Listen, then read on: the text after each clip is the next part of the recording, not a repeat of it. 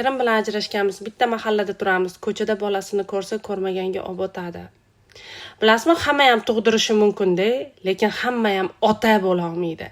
Otalik maqomini hamma ham yelkasida tashib yura olmaydi.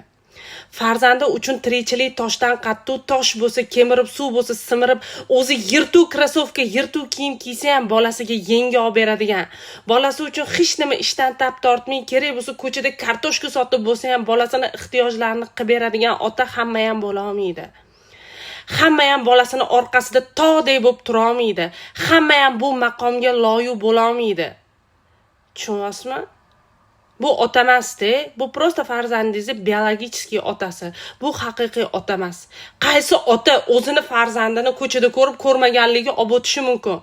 Bu ota emas-da, chunki mani otam mani ko'rgan joylarda ikkita qo'llarini ochib, "Ke onajonim bag'rimga bosib" derdilar doim.